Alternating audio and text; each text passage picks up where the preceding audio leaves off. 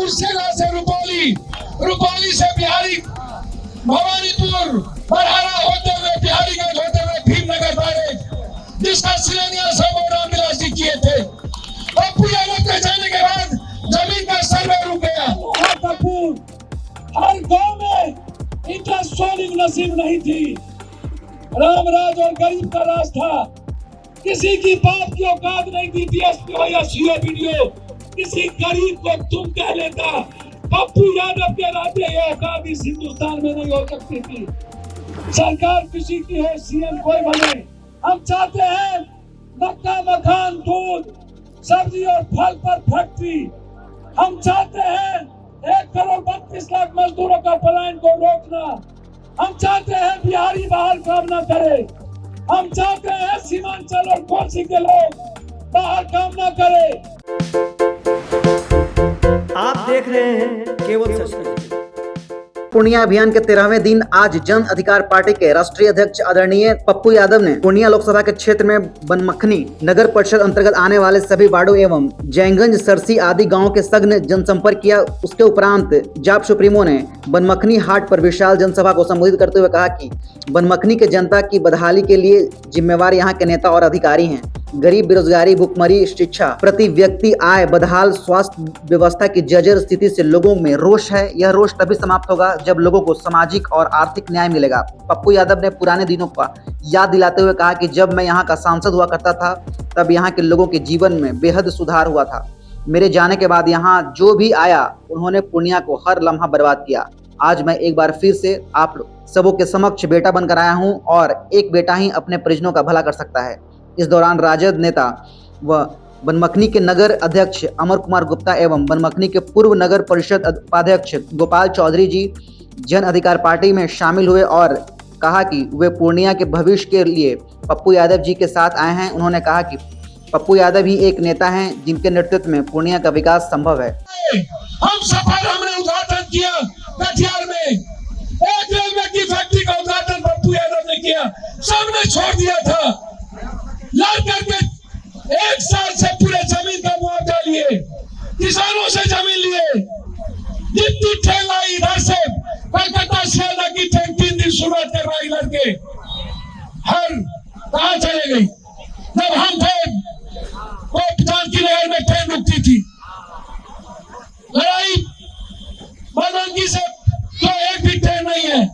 हम चाहते हैं सीधा बनमनकी से बिहारीगंज होते हुए कुशेश्वर स्थान रेलवे लाइन, सीधा यहाँ से कुशेश्वर स्थान में डायरेक्ट दरभंगा को जोड़ना और बनमनकी से सीधा गलगलिया, बनमनकी, बिहारीगंज, कुशेश्वर स्थान, सीधा जिंदगी को जोड़ दो पटना और सीधा बंगाल से। हमारी लड़ाई ये है, हमारी लड़ाई है कुर्सेला से रुपौली, रुपौली से बिहारी भवानीपुर, बरहारा होते हुए बिहारीगंज होते हुए भीमनगर बैरेज, जिसका शिलान्यास हम और रामविलास जी किए थे। पप्पू यादव के जाने के बाद जमीन का सर्वे रुक गया। क्या दम नहीं थी लोगों के भीतर? क्यों सर्वे? याद करिए 82-83 में हम पर बीएसएफ ने लाठी चलाया था हाई डैम को लेकर। हम पद यात्रा किए थे कोसी सीमांचल का, फिर रथ यात्रा किए थे कि हाई डैम बनाओ नहीं तो मेरी जिंदगी तबाह हो जाएगी। सब कहता हाई डैम बनाओ, सब कहता है विशेष राज लेंगे तब विकास होगा। अब कब विशेष राज दीजिएगा नीतीश बाबू? अब कब? अब ले लीजिए ना, अब तो भीख मांग लीजिए। अरे नीतीश जी, आपने एक पटना यूनिवर्सिटी मांगा था, आपको तो 100 मिला नहीं। इस जन्म में यह सरकार बिहार को विशेष राज नहीं दे सकता, ये याद रखिएगा। नीतीश जी, हम लोग साथ गए थे विशेष पैकेज जब बिहार का बंटवारा हुआ था, तो याद करिए। और पूरा बिहार के फैक्ट्री के सवाल पर हम लोगों ने 10,000 करोड़ रुपए का डिमांड किए थे कि 10,000 करोड़ कम से कम दीजिए रिहैबिलिटेशन करने के लिए, ताकि नेतरहाट, IIT, IIM हमारे यहाँ, IIT हमारे यहाँ खुले, नेतरहाट टीम खुले, हमारे यहाँ एयरपोर्ट खुले। मीटर के अनुसार वो भी ये जो स्मार्ट मीटर है वो नहीं, ये स्मार्ट मीटर में सबका मीटर को बर्बाद कर देना। ट्रैक्टर निकला, अपने खेत से मिट्टी काट के एमवीआई का लोग रोक लिया, डीटीओ रोक लिया और आकर के पूरा का पूरा ट्रैक्टर को रोक करके 80,000 का बिल दे दिया। ट्रैक्टर नहीं चलेगा, हर जगह जुल्म। याद करिए 23 घंटा हुआ बिजली। याद करिए डॉक्टर की माफियागिरी को मैंने बिहार में बंद किया था। याद करिए पूरे देश में बिजली नहीं थी पूर्णिया को।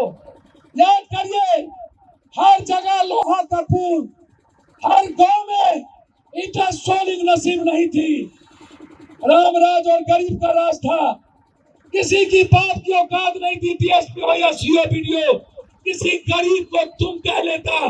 पप्पू यादव के रहते ये औकात इस हिंदुस्तान में नहीं हो सकती थी। सरकार किसी की हो, सीएम कोई बने, जो पप्पू यादव चाहेगा पूर्णिया और कोसी में वही होगा। हमारी लड़ाई गरीबों की है। हम सीएम पीएम को नहीं जानते, हम नहीं है एमपी। हरा दिया मधेपुरा वाला। हम पूरा पटना के बाहर में एक एक घर को खाना खिलाए, एक एक परिवार को। हमने जात नहीं पूछा। हरा दिया मेले में हमने पूरे देश के कोरोना के परिवार को हमने उठा लाया। हमने कंधों पर लाश उठाए, हर अस्पताल में जाकर जिंदगी बचाई। इसीलिए हम चाहते हैं बाढ़ से मुक्ति, हम चाहते हैं विशेष पैकेज, हम चाहते हैं मक्का मखान दूध सब्जी और फल पर फैक्ट्री। हम चाहते हैं 1,32,00,000 मजदूरों का पलायन को रोकना। हम चाहते हैं बिहारी बाहर काम न करे। हम चाहते हैं सीमांचल और कोसी के लोग बाहर काम न करे। आप हमें विशेष पैकेज दो।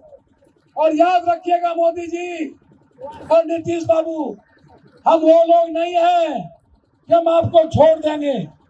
जब तक विशेष पैकेज न लेंगे तेलंगाना और उसके घर पर या तो हम रहेंगे या तो विशेष पैकेज लेके रहेंगे। ये लड़ाई होगी अब, और ये लड़ाई 3 मार्च से हम शुरू करने जा रहे हैं। हम निमंत्रण देने आए हैं 3 मार्च पूर्णिया के रंगभूमि मैदान में। पूर्णिया को बनाओ उपराजधानी, पूर्णिया को बनाओ हाईकोर्ट बेंच, पूर्णिया का चुनापुर एयरपोर्ट, बनमनखी से डायरेक्ट पटना को जोड़ो, दिल्ली को जोड़ो। डायरेक्ट हमारे इलाके में इस पर फैक्ट्री, बाढ़ से मुक्ति, इन मुद्दों को लेकर 3 मार्च को पैर पकड़ते हैं। रविवार है। यदि आप अपने बच्चे और परिवार के लिए बनमनखी बाजार और पूर्णिया जाते हैं, उस दिन घर छोड़ दीजिए और दिल्ली पटना को यह औकात बताइए, तुमसे हम नहीं है, हमसे तुम पैदा लिए हो, हम तुमसे नहीं डरते। ये लड़ाई आपको लड़नी होगी। एक बार छोड़ दीजिए जात पात, छोड़ दीजिए पैर पकड़ते हैं हिंदू मुसलमान करना। ये नेताओं की देन है। ये उलझा के रखना चाहता है इनमें हम लोगों को, ताकि हम अपने रोजगार और अपने आईटी और आईएम की बात ना करें, हम नौकरी की बात ना करें, हम किसानों की बात ना करें, हम बेटियों की बात ना करें, हम महिलाओं को पढ़ाने की बात ना करें, हम लोन की बात ना करें, हम निःशक्त पेंशन की बात ना करें, हम विधवा पेंशन की बात ना करें, हम विधवा पेंशन की बात ना करें, हम रसोईया की बात ना करें, 1500 रुपया में रसोईया, हम ममता की बात ना करें। आप मुझे यह बताओ कि आपको कितना थे ताली मिलेगी, आपको कितना पैसा मिलता है? तो बोला मनरेगा से कुछ ज्यादा। तो मनरेगा में 227-28 रुपया मिलता है, और उस नौजवान को लगभग 300 रुपया, और वो 300 रुपया में या तो 5 दिन काम मिलता है या तो 10 दिन काम मिलता है। मतलब 3000 रुपया से ज्यादा, 3500 से ज्यादा वो नौजवान मजदूर गरीब आदमी काम नहीं कर पाता है। देश का पीएम